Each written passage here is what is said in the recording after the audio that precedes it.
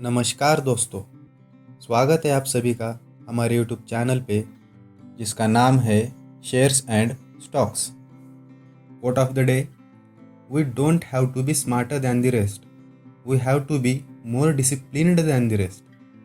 मतलब हमें बाकियों से ज़्यादा होशियार होने की ज़रूरत नहीं है, हमें बाकियों से ज़्यादा अनुशासित रहना होगा। आज का हमारा मेन टॉपिक है what is share and what is share market. आज के टॉपिक के मेन पॉइंट्स है शेयर क्या होता है, शेयर मार्केट क्या होता है और ये काम कैसे करता है। शेयर मार्केट दो शब्दों से बना है, शेयर एंड मार्केट। तो चलिए पहले अब हम जान लेते हैं कि मार्केट क्या होता है। मार्केट एक फिजिकल जगह या ऑनलाइन प्लेटफॉर्म है जहां सामान बेचने वाला और खरीदने वाला एक दूसरे के संपर्क में आते हैं। अब शेयर क्या होता है? आसान भाषा में शेयर मतलब हिस्सा। तो इसे हम एक एग्जाम्पल के ज़रिए समझ लेते हैं। तो ऐसा समझिए, आपका कोई एक दोस्त है जिसकी एक कंपनी है और उसे कंपनी को एक्सपांड करने के लिए, मतलब उसे ग्रो करने के लिए कुछ पैसों की ज़रूरत है। तो अब आपके दोस्त के कंपनी की मार्केट वैल्यू है 5 लाख रुपए और उसे कंपनी को एक्सपांड करने के लिए 1 लाख की ज़रूरत है। तो अब आपका दोस्त क्या करेगा? आपको 1 लाख के बदले उसके कंपनी में 20% हिस्सेदारी दे देगा अगर आप उसके कंपनी में इंटरेस्टेड हो। इसे हम सिंपल कैलकुलेशन के ज़रिए समझ लेते हैं। 5 लाख में 100% ओनरशिप, तो 1 लाख में कितना? 1 lakh into 100 divide by 5 lakh which is equal to 20%। तो इस तरीके से आप 1 लाख के बदले आपके दोस्त की कंपनी में हिस्सेदार यानी शेयर होल्डर बन जाओगे। तो अब हम आते हैं आज के हमारे मेन टॉपिक पे जिसका नाम है व्हाट इज़ शेयर मार्केट। क्या है शेयर मार्केट? शेयर मार्केट को हम स्टॉक मार्केट भी बोल सकते हैं और इक्विटी मार्केट भी बोल सकते हैं।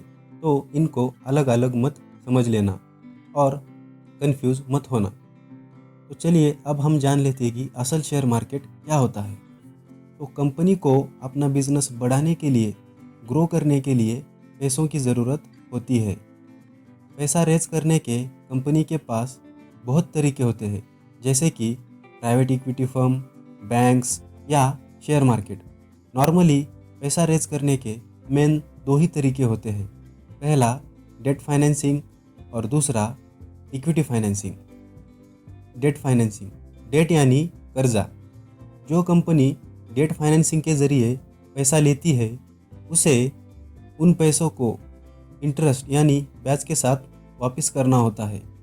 इसका मतलब डेट फाइनेंसिंग का आसान उदाहरण है कि कोई भी कंपनी बैंक से लोन लेना और कंपनी को उसे ब्याज के साथ बैंक को वापस करना होता है। अब इक्विटी फाइनेंसिंग, जब भी कोई कंपनी अगर प्राइवेट इक्विटी फर्म या स्टॉक मार्केट से पैसा लेती हो तो कंपनी को उस पैसों को वापस करने की कोई भी कंडीशन नहीं होती, ना ही उस पर कोई ब्याज देने की। अब आपको ये सवाल आएगा कि कंपनी मुझे पैसे भी नहीं वापस देने वाली और ना ही उस पर कुछ ब्याज देने वाली है, तो उसमें इन्वेस्टर का यानी कि आपका क्या फ़ायदा? तो इसके बदले कंपनी हमें शेयर्स देती है, यानी कि उस कंपनी में हमें हिस्सेदारी देती है और इसी तरीके से हम उस कंपनी में शेयर होल्डर बनते हैं। तो अब आपको ये तो समझ आ ही गया होगा कि स्टॉक मार्केट के ज़रिए आप लिस्टेड कंपनियों में हिस्सेदारी यानी शेयर्स खरीद सकते हो, इन्वेस्ट कर सकते हो।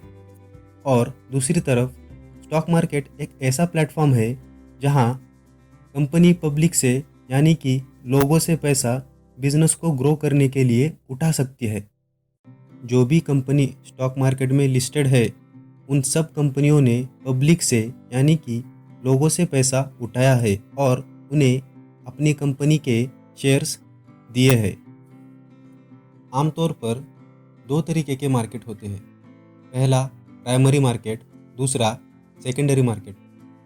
स्टॉक मार्केट जो है ना वो सेकेंडरी मार्केट में आता है, जहाँ पे पब्लिक एक दूसरे से एक्सचेंज के ज़रिए शेयर्स की बाइंग या सेलिंग करती है।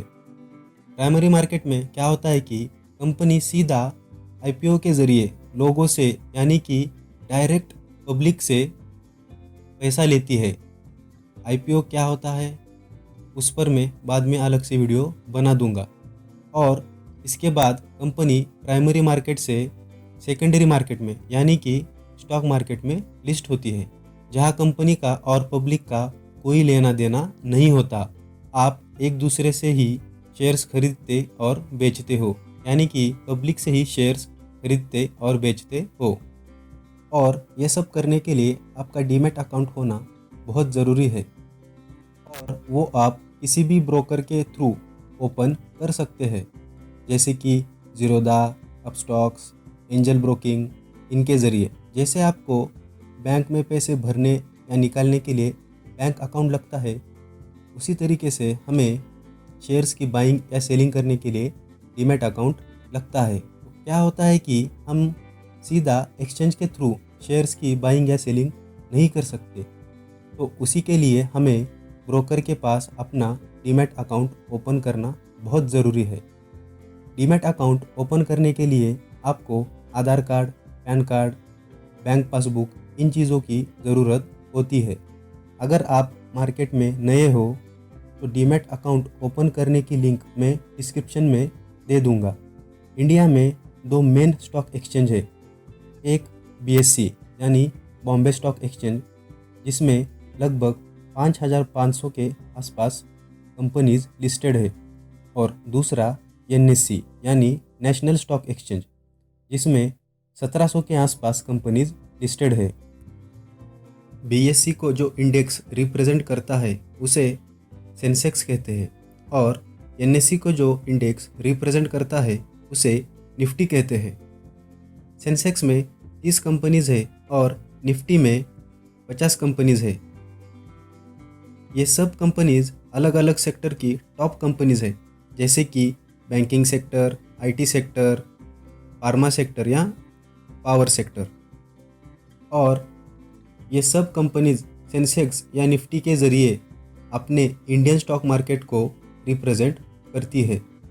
इनके उतार चढ़ाव से हमें इंडियन स्टॉक मार्केट का हाल पता चलता है। आपने कई बार न्यूज़ चैनल पे सुना ही होगा कि आज सेंसेक्स या निफ्टी इतने पॉइंट से ऊपर है या इतने पॉइंट से नीचे है। आज की वीडियो में बस इतना ही।